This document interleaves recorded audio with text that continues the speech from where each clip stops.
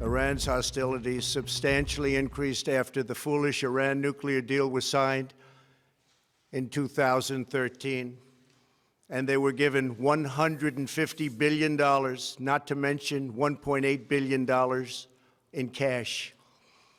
Instead of saying thank you to the United States, they chanted death to America. In fact, they chanted death to America the day the agreement was signed.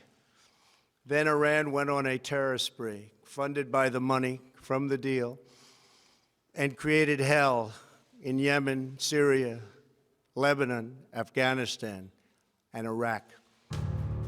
President Trump's address from White House on Wednesday, less than a day after Iran fired more than a dozen ballistic missiles at two Iraqi air bases, housing U.S. and coalition forces, in retaliation for the killing of a top general, Qasem Soleimani. His remark seems to lower hostilities between the two countries, but Trump criticized the Iran nuclear deal from which he withdrew the U.S. in 2018. Is as follows. And claimed that the financial incentives provided by the Obama administration to Iran under that deal used to finance the attacks. 15 votes in favor. You were in the U.S. during President Obama. What's the difference in terms of his decision, his direction to Iran? And what's the difference from President Trump? And had it been President Obama, do you think this kind of ordering of airstrike will happen?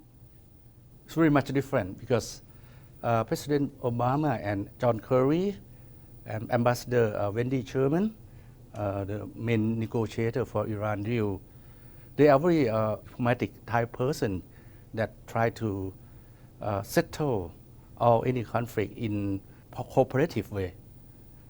And the Iran deal, or what we call the nuclear deal of 2015, has been an evidence of the success of negotiation. But for Trump and the key foreign policy maker of Republicans think that that's the weak policy. So that's why after Trump came into power, he has already withdrawn U.S. involvement in this nuclear agreement of 2015, making the situation worsen and then intensify the cooperation. So peace is going to happen only when you have mutual trust and confidence to each other and have to build along the way. But we can see that in the past 2-3 years, things are very much different. There are more sanctions by the U.S. imposed on Iran, create more conflicts, and then the situation expanded to other neighboring countries. 2 days after Trump remarked, the U.S. administration is imposing new sanctions on Iran. This is another move to further isolate Iran and hope to increase pressure on the country to renegotiate the nuclear deal. The U.S. is concerned with terrorist activities from Iran and its networks, but very challenging to contain them. I think that is going to be a real challenge to the U.S. to think of how to prevent these new generations of lone wolf operations, new generation of people who really think that this is an unacceptable act. From country who said they uphold peace, freedom, democracy, human rights. So you create groups of people around the world that are now opposing the U.S. acts in different regions. So that is going to be a big challenge to the U.S. Military, U.S. diplomat, U.S. business, and other interests in many countries. And those countries that lack capacity to protect the U.S.